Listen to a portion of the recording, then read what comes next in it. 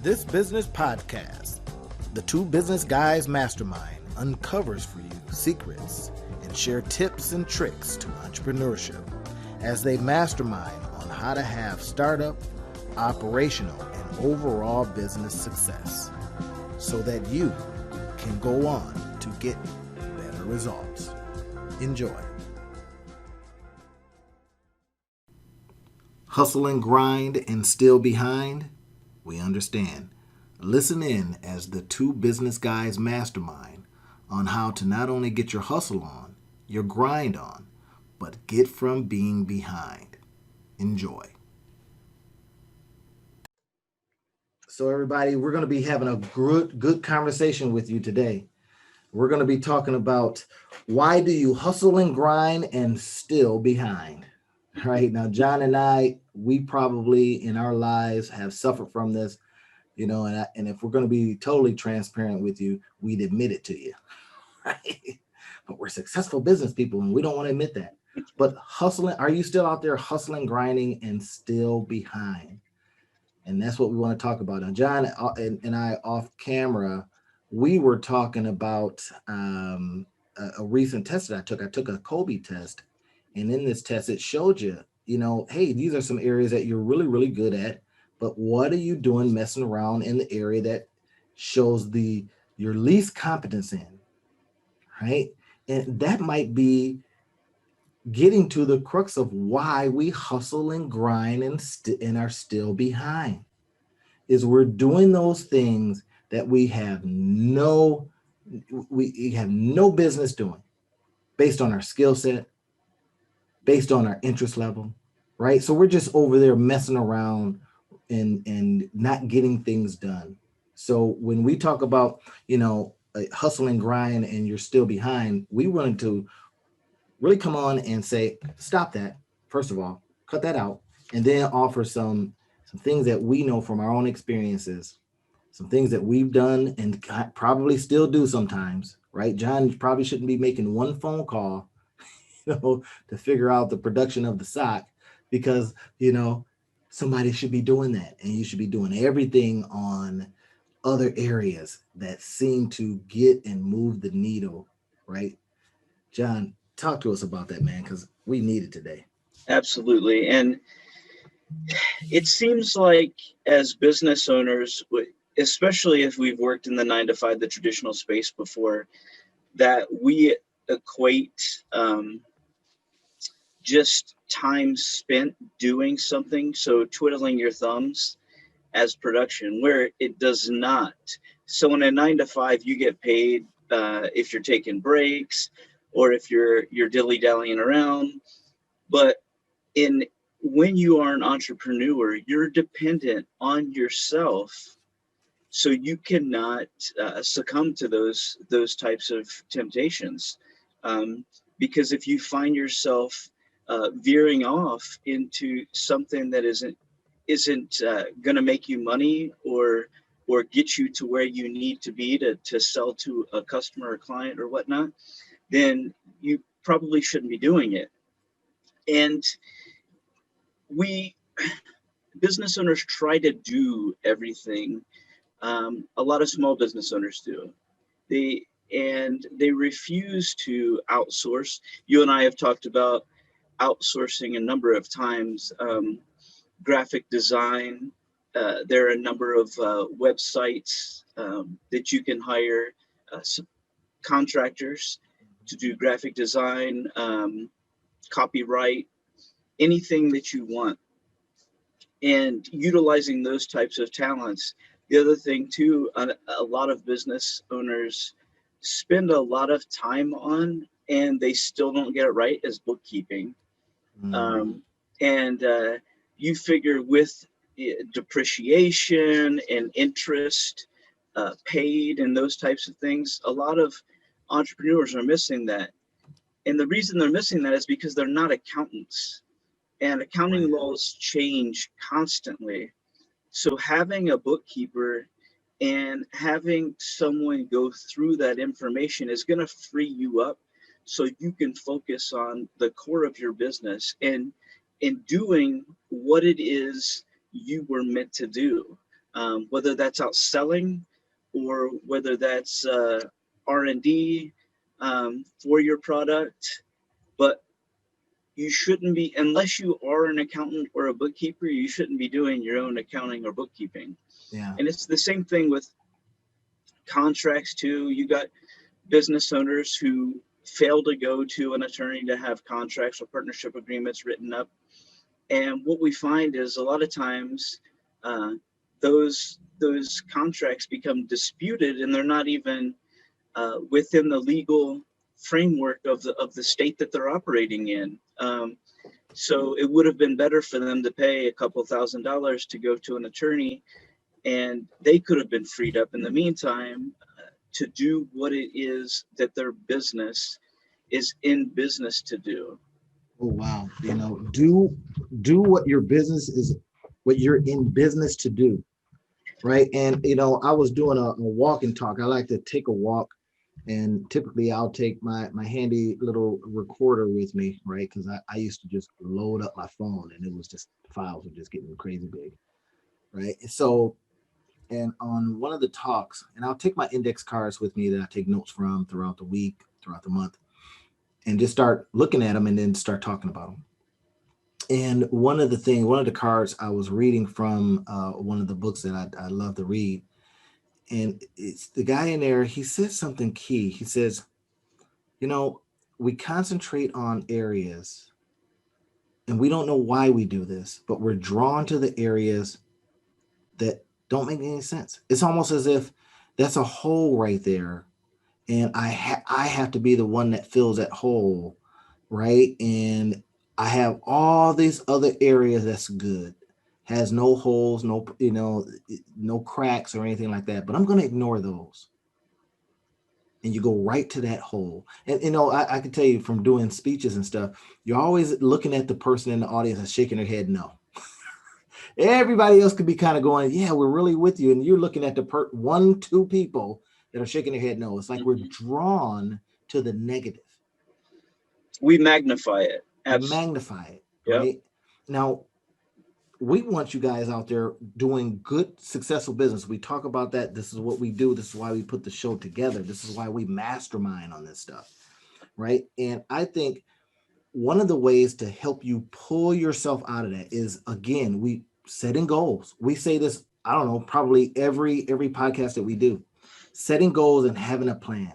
Now that sounds crazy, and I know to the creative out there that's like, oh my gosh, that's just death, right? We get that, but it just keeps you on track.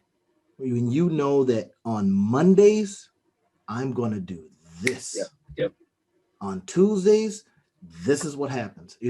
Here's something. Just if you're seeing this on YouTube, or if you're seeing this visually, you can see my board behind me, and the board runs my day. I used to try to do everything else. I was, a bunch of activity like John talked about, whole bunch of not getting doing a whole bunch and not getting nothing done. Right? And you at the end of the day, it's like, my God, I got a lot of checkoffs. Yeah, but did any of them move the needle? Right. Did any of them move the money needle? I'm reading another book about it's called Sell Like Crazy, right? And I think it's a guy out of Australia. And in it, he talks about the business activities, right? Now he puts in there some of the stuff that we heard before, the Pareto rule, the 80-20 rule, stuff like that, right?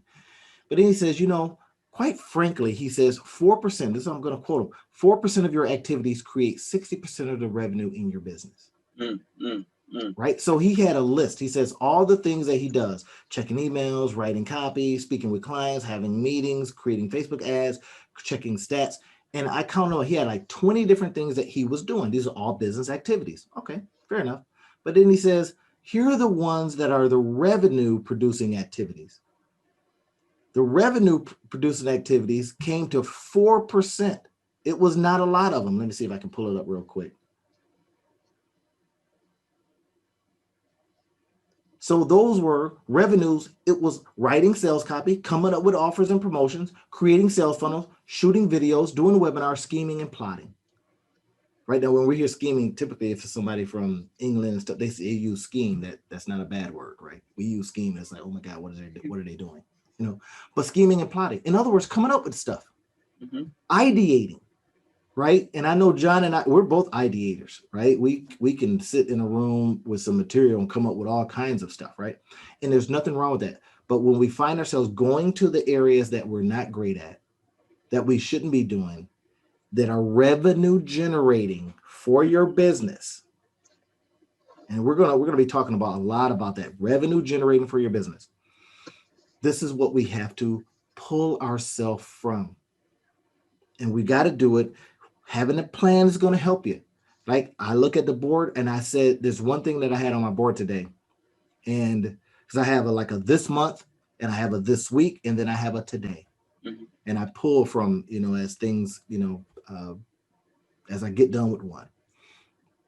Now, when I was in conversation with our buddy Rob, and we were talking about thriving in chaos, here's something that he talked about. And this is what you all got to be careful of when you do big boards like this. He says, it's always moving the goalpost. You never feel a sense of accomplishment because you're always moving the goalpost. So you got to be careful about that, right? You got to be careful to, make sure that you give yourself gratitude and be able to say to yourself, okay, that's done.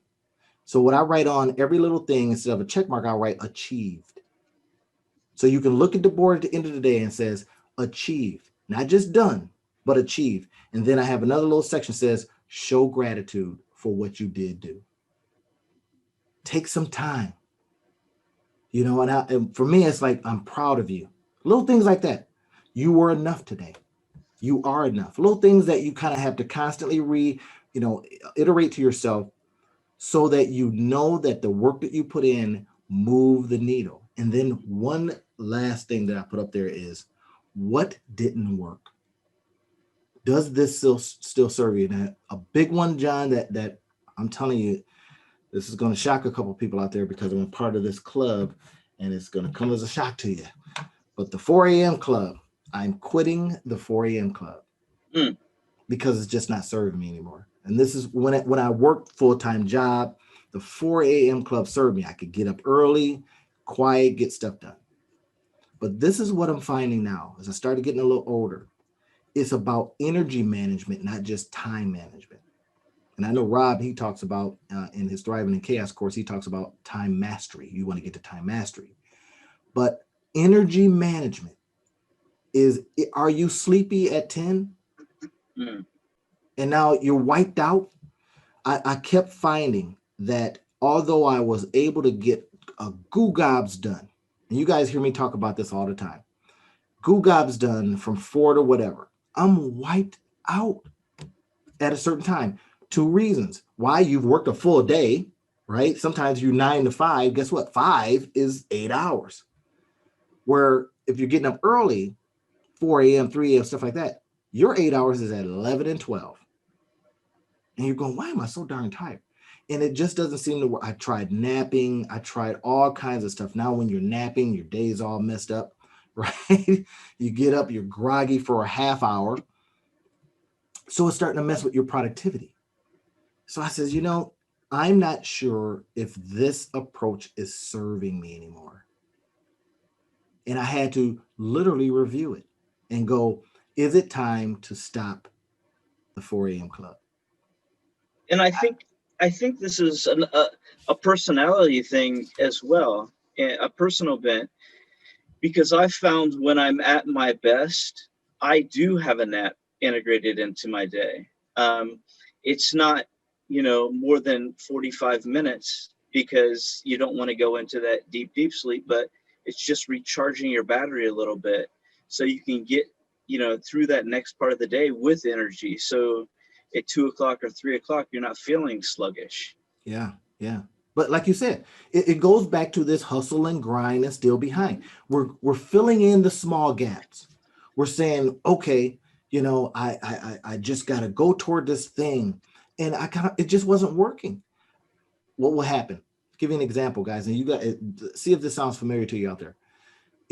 I try to get up at 4, don't make it. Then I'm beating myself up for not getting up at 4. So now I'm down on myself for the rest of the day. So then I just started looking back. I says, okay, you've been a part of the 4 a.m. club for a while. When you were at the job, it was serving you well, but now you just can't. You're full-time entrepreneur. There's a conflict there, right? Cognitive dissonance. There's a conflict. You're saying on one level, I don't have to get up at 4. Why am I still doing it? And then I don't want to get up at 4. Why am I still doing it? Then I'm not even getting up at 4. So that's where you have to say to yourself, okay, and that's what we were talking a little bit about the Colby test. It showed you areas that you're not good at this. You don't show any interest in this. Stop doing it. Get somebody else to fill in that gap for you. Stop running toward it. Get to the other areas that you are awesome at. And that's where you get past the hustle and grind and being behind. Because you'll say, I'm now creating momentum because I'm doing the things that work best for me. Stuff is getting done because I have put together maybe a small team, contract workers, whatever it is, that manage this and this. So I can, if I, let's say you like to dream and scheme, like the guy says, 4%, 4% of your activities, 64% of your revenues. That's crushing 80-20. 4%. So do your 4%. If it is writing sales copy, you should be writing sales copy all day. It is coming up with offers and promotions. And that's the stuff that I love to do. I have the ideas. I love to come up with different ways, trying different things, getting out there, seeing what's the optimum selling strategies, all that stuff. That's what and it livens me. I can sit at my computer all day and doing that kind of stuff. And I can't, for the life of me, get my tail up at 4 a.m. anymore. But I'm trying to do it every single day. And so I says, I'm stopping it. And I think the other thing too is we hear the words hustle and grind, and we think, oh, this is something unpleasant. This is something that I'm working at. But the truth be told is, if you're not continuing to reinvent hustle and grind every day, your business is going to die. You don't want to become complacent. You don't want just to do the same routine every day and not try to stretch your business anymore. It's just like you were talking about moving the goalposts. So we did this. So what's next? Why settle to be in a certain state? And I think this is, if we look at any other type of occupation, for example, hey, if I'm an airline pilot, I'm going to get so many hours in at the simulator.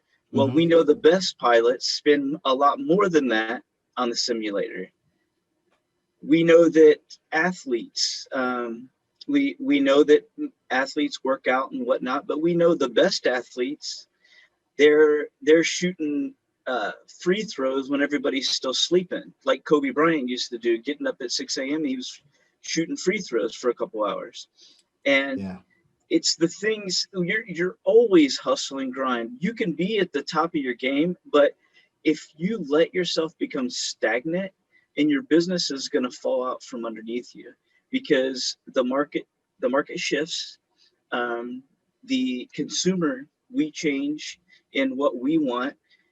And if we're not doing any ideation and in reinventing whatever it is, the product or service that we have, or working on, if I'm in the service industry and I'm a consultant, am I working on bettering myself through some sort of education? Randy, you're always talking about all of these books that you're going through. It's like every week you tell me 2 or 3 new books that you're going through. And it's like you're hustling, grinding, because you know that adds to your value in your space. That's right. And it puts stuff in there for you to do the thing that you seem just so natural at. Because what I'll read and I typically will have 3 to 4 books up at the same time. This is something I got from Naval Ravikant. And you don't have to read them. And I used to be a reader from, beginning to end. Otherwise, I didn't believe I was, getting anything done. But when you're in the inspiration space and you're always in the ideation space, right, the thing that seems to be coming natural to you, then do that. And I found everything starts for me with reading. I could read something and all of a sudden it'll pull in stuff that had been other ideas that I had maybe years ago, because they say something that you go, yes, I see how that goes together now, right? Not necessarily new information, but the innovation part of that comes in then, because innovation, of course, is taking old things and making them new, delivering them in new ways, inventive ways. And that's what I found that helps me. So then why would I go away from that? It is see me. So it is, don't go towards the thing that is got you just hustling, grinding, and still behind. Your hustling grind should get you ahead. Yes. And Yes. you identify in those areas in your business, in your life, the things that you need, you do well. Like you says, why are you sitting there doing accounting? You're not keeping up with the accounting laws. You know, your job is to go out there and get more business to give the accountant more things to do, right? Or design. If you're into the design space, then you have that intern that puts it all together for you. You're producing. You know, if you're creative, you're an artist, then they're making sure that they got things together. They got people coming in. You got a business manager. You got somebody that curates your stuff while you do what you do best. It is beyond me why we do other outside of that. And of course, having suffered from that and just recently saying, you know, this is not serving me anymore.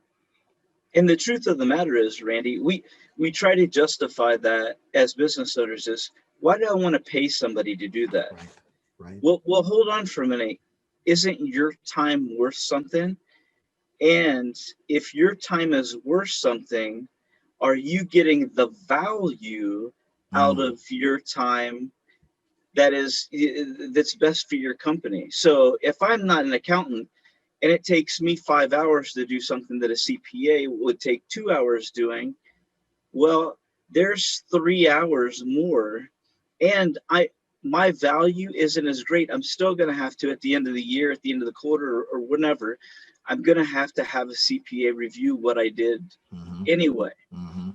So do what you are good at, and I think that's so important when you talk about um, personality tests and what your bent is, and finding out who you are, because it's that area that you want to continue to remain in, because that's where you're going to go full steam when you start, you know, doing things. If you're a creative and you're worried about filing paperwork, and we know creatives are kind of messy, um, what are you creating? Mm-hmm. um, you're losing time.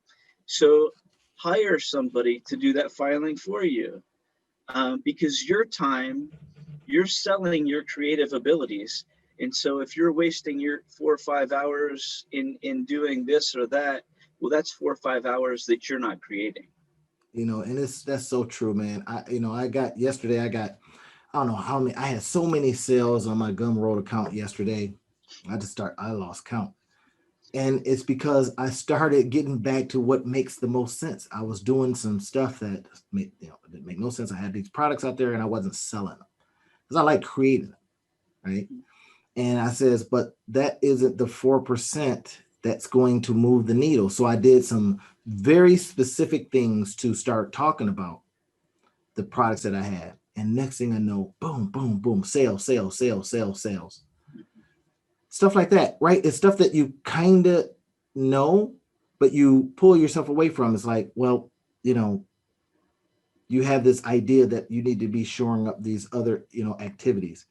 But when we start talking about having a plan, and we start talking about being able to delegate to others, Mm-hmm. we're going to be talking to you guys a lot about this. And we want you to hear it. We want you to really pull it into your consciousness. Have that really frank talk with yourself, or Francis talk, however you want to look at this, right? Talk with yourself and really decide, do you really want to start moving the needle, or are you just intoxicated by the hustle and grind and you're okay being behind? I mean, that's really the call to action, right? Do you really want to do this thing, or do you just like messing around, right? Your business deserves better of you. It just does. It deserves the best you. So with the sleep, for example, I found that I wasn't bringing the better part of me. I found myself yesterday, I'm running around here, man. I got up at three in the morning, and I was by 1 o'clock, I was dizzy. I'm like, oh my gosh, it's time to go to sleep. I end up sitting down, taking a hour and 45-minute nap, and I just never really recovered. Right? It just wasn't any good, you know. Whereas I found that if I get up later, and I'm even bringing something that's like, okay, what can I create from this? I'm a creative. It's like, okay, so create some other narrative around that. So I says, all right, I'm going to say, no alarm clock living. That's going to be a thing that I'm going to do. I'm going to say, hey, I quit the 4 a.m. club. I'll probably write a small little book about it, the no alarm clock living, and what does that look like? And then I'll talk about quitting the 4 a.m. club to grab your energy and why that's important. So now you've got a little more purpose behind it, right? And You're not it's just doing it willy-nilly. You're saying, I'm trying something new to see how it works. and do what is natural to your bent. What energizes you, what makes you more healthy, because when we're at our healthiest, that's when we will produce the most. So Mm-hmm. if it's lifting weights, if it's taking martial arts, or if it's meditating, whatever it is, make sure that you're living the most healthy life that you could live, that you're creating that environment for yourself. And for Randy, that might be getting up with no alarm clock later in the day. Yeah. And And but and reading. yep, absolutely. And it's gonna be different for everyone, but find what is natural and what is going to keep you not just physically but mentally and emotionally the healthiest, Yeah. so you're able to perform at an optimal level. Gosh, that's so important what you just said to John. We should be dropping the mic on that one. But if I never like it, here's an example. As I'm looking at our notes here or what we wanted to cover today is meetings, right? Now, what I've done is, I've through my Monetize Your Life series that I have, and what I typically do is I say, okay, we're going to try to make sure that we can monetize every single thing we do. If you don't like meetings, right? But you like money, monetize the meeting. It'll have a whole different meaning to you, right? Now, it's in the sense what you're talking about, getting away from what's not your natural bent. But then at the same time, if you find yourself, some people just like meetings. I can't stand them. But then I says, you know what? If I can monetize this, I'd like it better because And now it has a different purpose for you. a meeting's not a bad thing, but what I find in the world is people are meeting just to meet, and it has no purpose. And if the purpose isn't to create solutions to make money, then why are you meeting? It's you're just basically wasting your time. You're creating a break in your day, from your groove. Your And momentum, yeah. yep, and you're sidetracking what you should be focused on. And that's interesting. Something you said in our notes when we were talking about this today's topic, the hustle and grind. Well, a part of hustle and grind could be that fact that you break momentum, you're rolling over to the bank, right? It used to happen to me a lot before COVID, right? It's like once I got out of the house, that was it. I was done because the day starts calling you, Hmm. right? You got entrepreneurs out there. Does this sound familiar? Does this sound familiar? Is that you? You can, if you could just stick at your desk, and this is what I found that if I just sit at my desk, I can get a tremendous amount done because my desk is my playground. I've got my technology, I've got my notes, and then I could be in the middle of doing one thing and I go, that's an idea, write it down, and then put it up on the board and see if it works within what you're already doing. It's not the new shiny thing syndrome. You got to be careful of that as well, right? Ooh, that looks good. That's why I don't like watching TV. Well, I don't watch a lot of TV unless that what I'm watching is serving me. If I'm watching a YouTube video, is it a training video or something that I know that I can include into my 4%, if you will, right? Does that going to help me? Is that going to help me write some better sales copy? Is that going to help me plot and scheme better, if you will, right? Is this something that I can apply to a webinar? Did what that person just did on their on screen inspire me to go, huh? I can create something like that. I'll give you an example. I was watching one of the best marketers in the world, in my estimation. This guy just gets it done. And I think his genius is that you just believe him, right? He's doing this thing. Now, this guy is a multi million-dollar guy, right? And he gets on and he has this way about him. He was using like his phone to record this message, and this message had a link. And I clicked on the link because after all his success, he's still keeping it. It wasn't stylized. He wasn't the salesperson. He was just talking to you. Mhm. And then I clicked on the link. I went over to one of his pages, and he says, "Hey, well, listen, let me tell you why I'm offering." He was just laying it out, and I was like, "God dog it," right? And I bought it.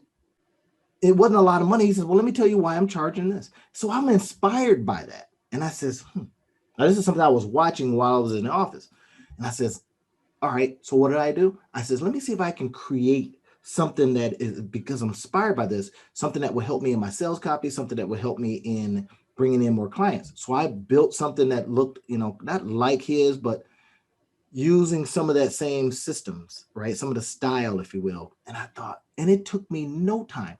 And that's a field I like to do. I like to get an idea. I like to create from the idea. Now, what I found from the Kobe test was I don't like to implement it, right? So now that's where I would call in my team and say, okay, here it is. I put it together. Now I need you guys to run that last mile for me, right? And then that way you can get back to what you love to do, right? And then somebody monitor it. But you have done the biggest part, the marketing, you did the ideation, you went out there and went to the seminars, you went to to whatever you got the inspiration from, and then you did what you do best. That's what's going to keep you from hustling, grinding, and still being behind. Hustling, grinding, and to just be behind makes no sense. And John, I like something that you put in our meeting notes. You talked about scheduling things, right? Scheduling things down to the bone. I do this now with a little timer like this, right? You see it clicking, ticking off. I put it in hour increments. And then every hour I ask myself, what did you get done? What did the board say? And what did you get done? Now, if I was, running around, foo-fooing around, something like that, then I write that down. And you even says, well, hey, sometimes you even schedule in your downtime, all right? If you're in a situation where you say, well, I need to rest, do some push-ups. Well, that becomes a part of your block. But now you can say at the end of the day, I got my exercise in. Why? Because I put it in. You didn't wait till the end of the day to see if you had energy to go to the gym. You says, well, maybe I can do it within my day. Energy management. That's what it's about right here, right? And time management, time mastery, as Rob Heath talks about. You're doing it because you planned it. You're doing it because you wrote it down. You're doing it because you have decided to put other stuff to people that can do it better than you, faster than you, maybe even cheaper than you if you look at the time your time. So you can go out and get clients, the thing that matters. So you can go out and get customers, And generate revenue. a lot of small business owners are not in the retail space or the industrial space where you manufacturing where you have to do these 9 to 5 hours. So if you've established a plan and you've set goals and you had that planned out, that you knew what you're going to do tomorrow, you go in tomorrow, you execute, you get everything accomplished by 11. Well, you could take the rest of the day off. You don't need to work a 12 or 14-hour day of just sitting at your desk and doodling and not really doing much, but execute on the things that need to be executed on based on your plan and go on with the rest of the day, because it doesn't do any good if you're sitting at your desk another 6 hours just watching the clock and you Right. think, well, I'm just going to sit at my desk because it's not 5 o'clock yet. Well, 5 o'clock doesn't mean anything. Did you Ooh, I like accomplish that. the did you Time com- doesn't mean anything. right did you accomplish the goals, the tasks that need to be Right. accomplished in order to generate the revenue? And if it Wow. takes you Powerful. 2 or 3 hours or 2 or 3 minutes to do it, that is more important than just watching the clock. um, And that speaks to your systems, doesn't it? That speaks to, okay, Monday, Tuesday, Wednesday, Thursday, right? One of the major things I wanted to do was yesterday was I wanted to make sure that I sent to my list of folks this information. I had done a video on it because I love doing the videos, right? And then from the video, then the execution part of that is, okay, make sure I have the video and that I send it out. So I pulled up my email marketing service and I says, okay, let's put together a big old shout out. And I, loaded up the video, done for the day. Now those are revenue drivers because now you're sending it to your list, and that didn't take long. It took me altogether maybe, it took me maybe 25 minutes, right? Now to send it out to your list. Now you say to yourself, well, wait a minute, I got to go get a list. Absolutely. If you're in business, you got to go out there and this we don't want to go down that road right now talking about email marketing, but that is the opportunity for you to continually have conversations with the people that you have brought into your company, right? Or did you make 15 calls, 20 calls, 30 calls, 100 calls today? How could you automate that? Maybe you do 5 and somebody else did the rest. You hired somebody. You got your contractor to say, hey, I need you to send information to this list of customers, whatever it takes. But that's running by a plan, that's having a system in place. And now you can maybe, to what John talked about, you can capture some of your time back and you can go done for the day, guilt-free, go to the movies because you did a revenue generating thing. And then something in the movies may inspire you. I got a YouTube video out there called how to make money from watching movies, right? It's because and it got me inspired because I was watching a show about how a lady pulled herself up from her bootstraps, and created back in the day when racism was just running rampant.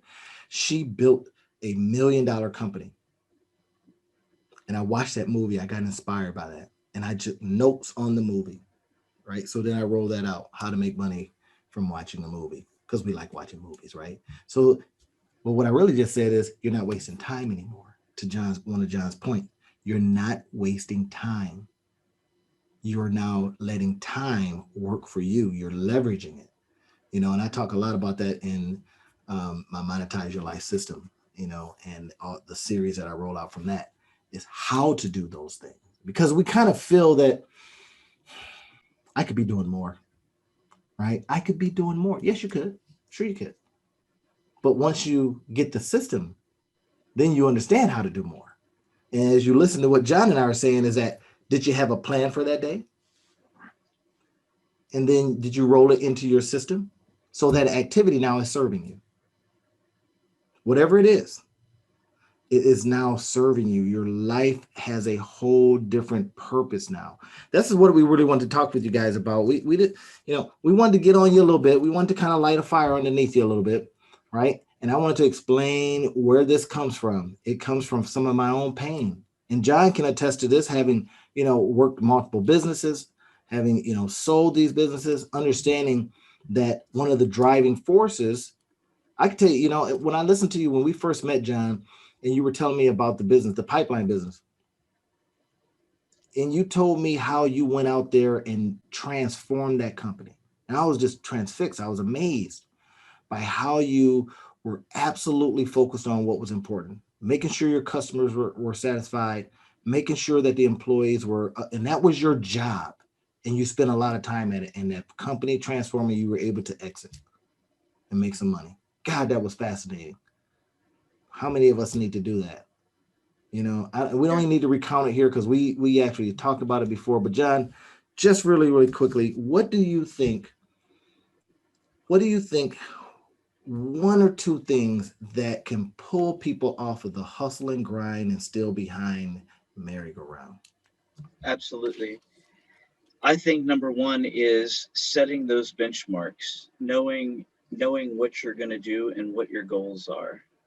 Because if you're just shooting in the wind, um, you're never going to be satisfied because you're not reaching anything. You don't even know what you want to reach. Mm. So set some tangibles out there that you can strive for, and not just the tangibles, but what are the actions behind these that are going to get me to meet these goals? Because if I'm going to a goal and I don't have any action steps behind that to get there, Mm, well, it's like traveling without a map. Um, that's a good so point. so yeah, we need to have that map. So know where you're going, know where you want to go, have your benchmarks, and have your map. And the entrepreneur I'm guessing that you were talking about a moment ago was Madam C.J. Walker. It was. It was. And fantastic story. If anybody wants to watch the movie, was it a series? Was it a movie series or? Yeah, it came on. It was a short series, Yep. but you But know, there's the, also a lot of writings on her as well. yeah, they really just hammered away at how she focused, and you saw some of the faults too, right? You saw, being, almost so hard headed, so doggedly determined that it failed her health, things like that, right? They really spoke to that. But when you were talking earlier about having the goal and being able to measure it, it brings me to mind this book that right here. If you guys are watching this, Mhm. then you see it very clearly. If you're listening, then it's the four disciplines of execution. Sean Covey, Jim Hewlin, and Chris McChesney. But in there, they talk about lag measures and lead measures, right? The activities behind the thing you say you want to get done. So the lag measure measures the goal, and then the lead measures are the things that are predictive. They are influenceable, and they are the things that are the activities that get you to the thing, right? And it doesn't matter what area it is. And they use really good examples in here. Um, but in one, they were talking about water production. They says, okay, that's the goal. I want to do 25% better or whatever it is, right? Water production. Okay, what's going to get you there? Mhm. What are the steps? And I like to talk about when I was helping people get jobs and stuff when I was in my corporate life, right? I would say, tell me your daily activities toward the thing you say you wanted to earn or to get to, and that's a job. And the ones that succeeded are the ones that did things very specific to that goal. Mhm. And it wasn't just sending out resumes. Where did you send them? How many did you send? What did you follow up on? What did you do the next day? Who else is out there looking for you? So now you had all of these 4 to 5 different things leveraging for you. And when they did it the way I had designed it out for them, got jobs. And one of the more important things is an expectation. I used to have them, write down a mantra that said, I am going to have this kind, and to be very specific, because there's something about the mind. The mind loves to give you what you want, give you what you say, give you what you write down and plan, right? Mhm. Because the mind doesn't want to be in conflict. It needs to conserve energy. So it says, okay, they wrote it down, they thought about it, it's right there on paper. They kind of got a plan, a system. So I'm going to give them what they need.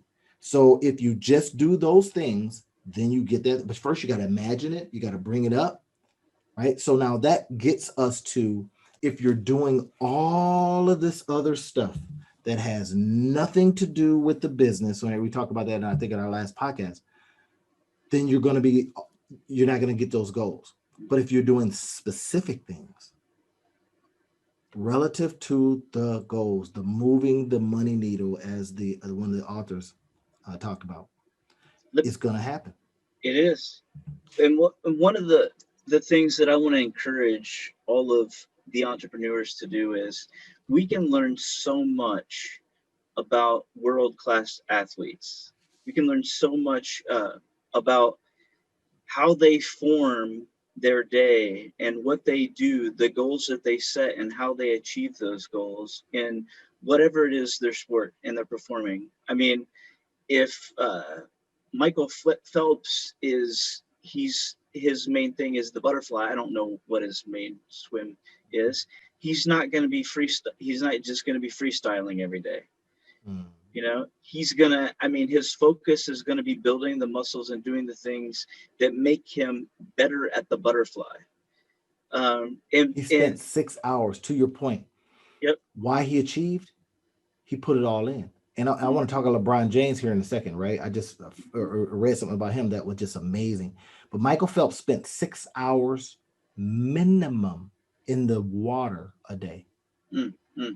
Six, think about this for I just 6 hours working on that thing that is going to get you in, you know, if you know his accomplishments, multiple gold medals, years and years, even when he got a little older, 6 hours a day. So he was doing the thing that he knew that would be. He wasn't out there reading, he wasn't out there biking, he wasn't lifting weights, he was in the water.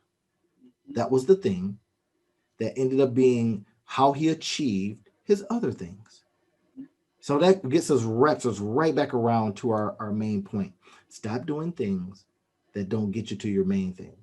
I guarantee you, Usain Bolt never ran a marathon, or he doesn't, or he doesn't. You know, I mean, that's not his thing. He doesn't. Exactly. That's not part of his practice Right. regimen. Is what I mean. That's not something he may have done it as a one-off, but I guarantee you, it's not something to help him train for sprints. Yeah. He is a short distance sprinter, so that's more, you know, muscle strength and whatnot. And so he's focusing on those things that make him the best world-class sprinter that the world has ever seen. He's Absolutely.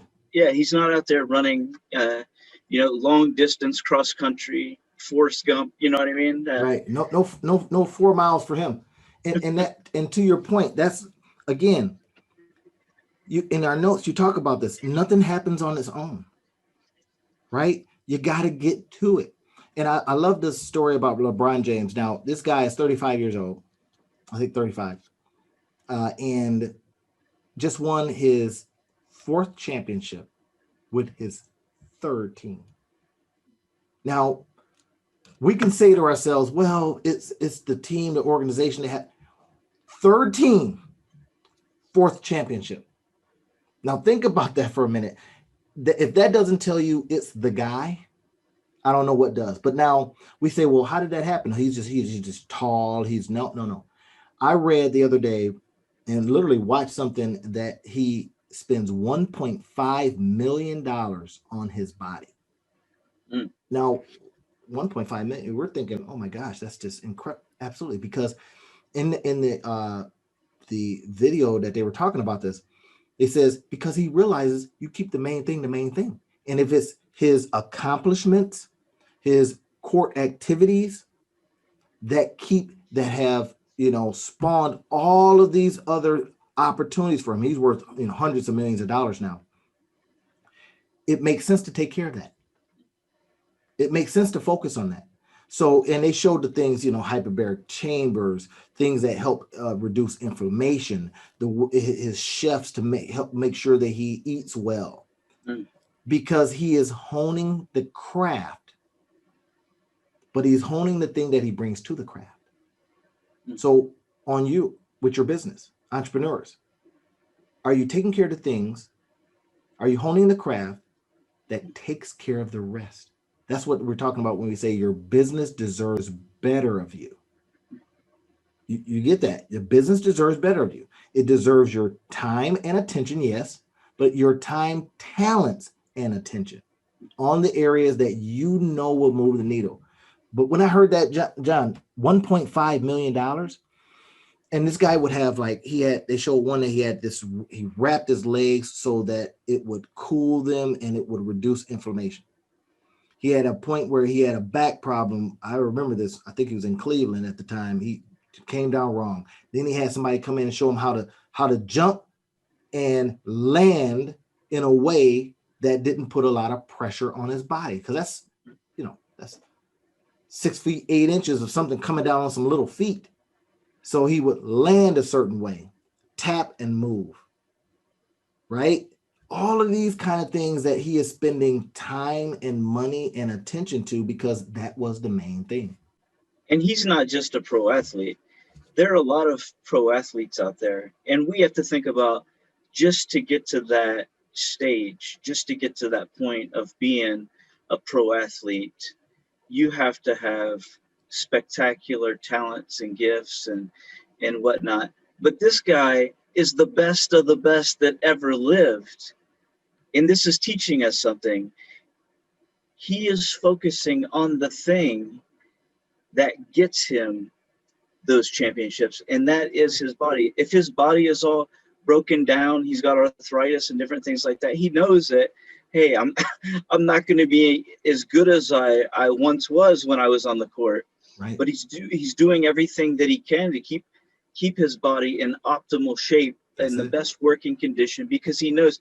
And it's like, if you have a piece of machinery, and that's what you use to manufacture whatever it is you're manufacturing, or that you use, if you mow lawns and you have a lawnmower, you're going to make sure the oil's changed and everything's lubed up and all of the nuts are tight, and you're going to wash and wax it as much as possible, because you know that is what makes you money.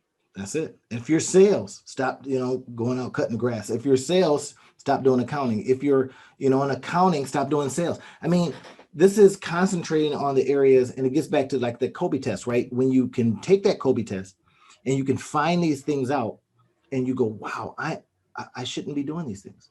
And that's why it was so eye-opening for me.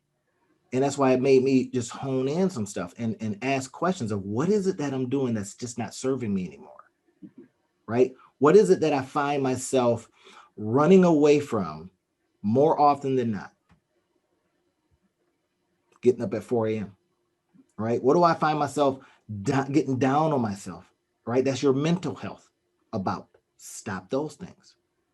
It really comes down to that. So now I can work long because I've, you know, I rose with the sun instead of alarm clock, the no alarm clock living, right?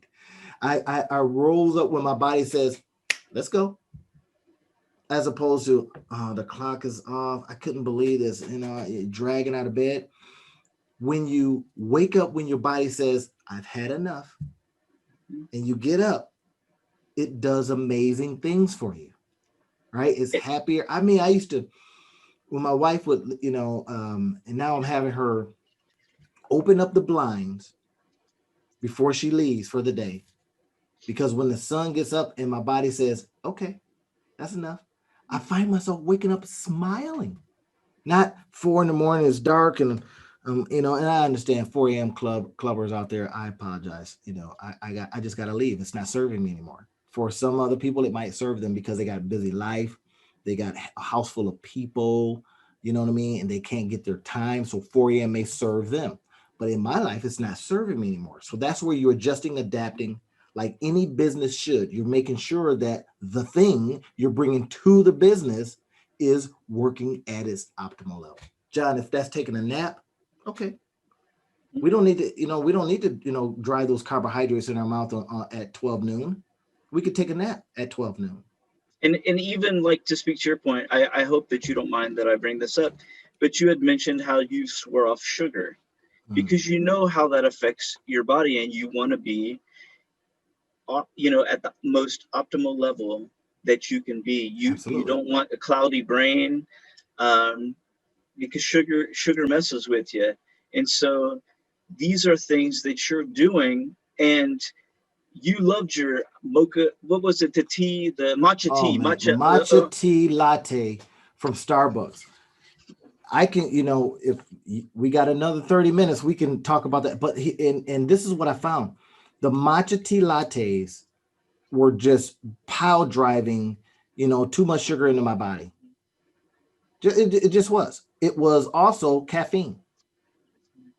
So now don't get me wrong. When I stop caffeine and sugar, it typically doesn't happen because you say, I just want to do this. No, sometimes you get a message. Your body sends you a message. Your body sends you the, hey, you got high blood pressure message. The body sends you, your sugar levels are high message. Your cholesterol's high message. Sometimes you get a message, and sometimes you try to ignore that message. And then that message gets louder. And then it says, and by the way, you do realize that your genes make you susceptible to certain things. Uh-oh. Now you got a powder keg just waiting to explode. And does it make sense for you to keep in that direction? And that brings me back to like the LeBron story. So this guy, and I says, this guy is spending $1.5 million on his body. And we won't spend, 1,200, right? Because I was going to go through this detox program, and I was, lamenting about the detox. When I say detox, I mean sugar detox and all the caffeine detox and carbohydrate detox. And I wouldn't spend the money on it. It was $1,200. And this is like $90 a session. And I was like, are you out of your mind? So I started doing the math. I says, well, if you cut out that $7, $8, $9, $10 latte every day, because of course you buy the latte and then you tip, the person, probably took you a little gas to get there, blah, blah, blah. Cut that out. You probably just brought, and now this was every single day, $70 a week. Think about that for a minute. So you add it up, $70. I got my little calculator here, right? And I did the math on it. So if you're spending $7 a week, and let's say that because you want your coffee every day, right? You want your brain to be working good. You want the caffeine. There's 52 weeks in a year, $70 a week now, $10 roughly a day. I mean, you can adjust that. $3,640. All right, wow. Now, $3,600 to give yourself more sugar than you need in your body, to give yourself more caffeine than you need in your body. Now I says, wait a minute. I'll just use that money and then I'll go and I was going to do some chelation, and I was do some things, right? And I says, I'm going to do that. And I didn't want to spend the money because I thought it was extra. Well, not now. It's not extra. And don't get me wrong, John, when I stopped all that stuff, bro, it took me about a month.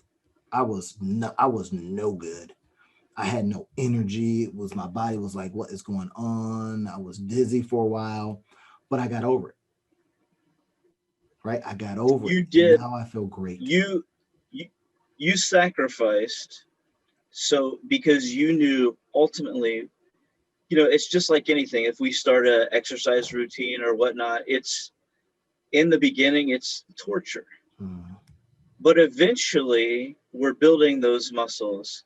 And it's the same thing when you swore off caffeine and sugar is, yes, it was hard to do that, but the benefits of doing that, you knew they're going to extend to far more places in your life. Absolutely. Than just, hey, do I look good in these jeans? No, this is about, hey, how do I operate and how do I do business and how do I make decisions with a clear head? All of these things affect it. Yes, exactly right. And that segues us back into the business part of it. So if you've decided that within the business, something isn't serving it, cut it off.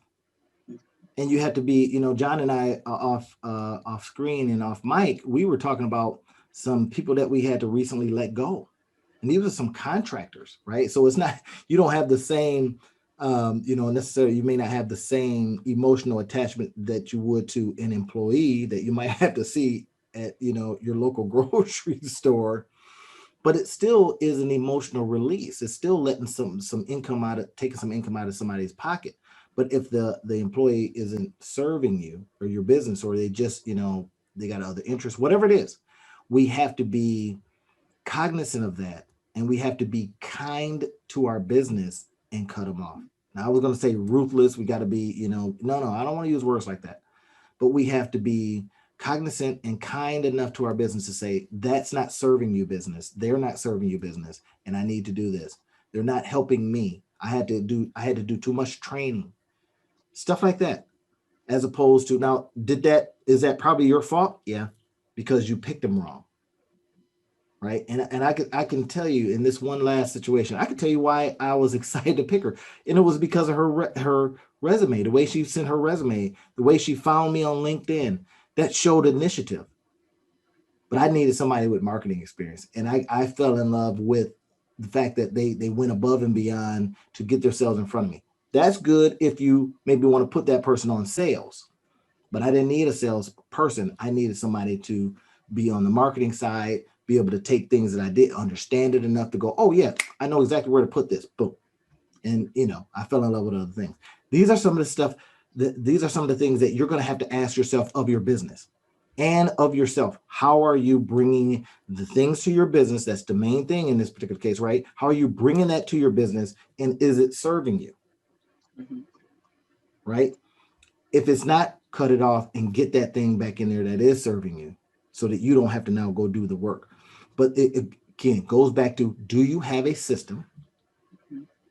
I guarantee you, McDonald's can fire 1 million people, and you can bring in 1 million more brand new, and they say, well, this is the way you flip a burger. Your fries taste the same at every McDonald's you go to. This is how long they last. This is a little lever. When it goes off, pill them up. This is how much salt you put on them. Hmm. Right? I watch pizza places. This is something interesting. I worked at Domino's Pizza when I was a youngster, right? And I'm still young, but you know what I mean. When I was like in my teens, and they had a system, man. It was only so much that you put on that pie, so much sauce that you put on that pie, only so much that you put on mushrooms. System, and they're still around today, still making millions and millions and millions of dollars, still employing thousands of people. Why? System. They had a plan.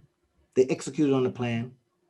When they had the little cars, hey, 30 minutes or less, and they started getting a whole bunch of accidents and stuff, and people started suing, they stopped. They cut it out. Even though, and then they stopped saying, we'll get it to you in 30 minutes or less. It was almost ingrained, but that's what built their company. But once it stopped serving them, they cut it off. And they're still around to this day. Now, you think about that for your business, guys. As we wrap this up, think about it for your business. Hustle and grind and still behind needs to be extinguished. And we hope some of the things that we've talked about today help you see that if you employ setting the goals, having the plan, grabbing the systems Monday, Tuesday, Wednesday, Thursday, getting the necessary team members in to shore up the areas that you find yourself spending way too much time. We hope that you've heard these things today and you start saying, maybe I shouldn't waste time in meetings anymore. Maybe I should stop having meetings altogether. Maybe I shouldn't show up to the meetings. I should do things by Zoom. Things like that. We hope that you can implement those things. And if you're, guess what? If you're not an implementer, that you get somebody who is, that you pay them just to do that, implement, and you go about having great success in your business. That's my hope for you today. John, do you want to share a couple of things before we go, or are we ready to wrap it up? I think we're ready to wrap it up. This is a fun session, Randy. Yeah, and this is what we want to do, guys. We want to tell you, look at the book that we just put out, right? And we got another one that's coming. It's going to be volume 2, 3, 4, 5. We'll volume until we get tired. I got, in fact, the audio version is done. Mm. I just paid the guy for the audio version. And so, you didn't want to hear John and I. You hear us enough on the podcast. We didn't want to rock that thing out. So we had somebody go ahead and read it out, right? And so volume 1 is done. I'm having kind of a tweak to the cover, a little bit to the cover. And you'll be able to look at that, click on some of that stuff. And we're talking in this first one, volume 1, talking about how entrepreneurs are special. And you are. They're not like everybody else. You're not. Right? We talk a little bit about that. Volume 2 will be some of the other things. And then we got a really big one coming. Be on the lookout for some of this stuff. Click on some of the links that we put in here. I talked about 3 or 4 books, right? And I'll always leave some of the stuff that John and I are doing. Check out those links, get over there to it, and be a part of what we're doing here. Send in some questions. We're going to leave I'm going to start leaving the email address in it, so you guys can send us some questions if you got a specific thing in your business that you want us to cover as the 2 guys mastermind on this stuff, right? If you want us to go ahead and do that, we'll do that for you. If you want us to come in, now that's the part that's going to cost you. If John and I show up, well, it's inflation time. But we'll be rolling out some courses that'll kind of like, be priced so you can get really, really good success. Be on the lookout for all that stuff. Tell your friends, subscribe, have them subscribe. And then you guys have meetings on what we talked about to help your business. These are all the things that we wish for you. And, beyond that, we want to make sure that you have a great next week. And we hope you do. We'll talk to you next week.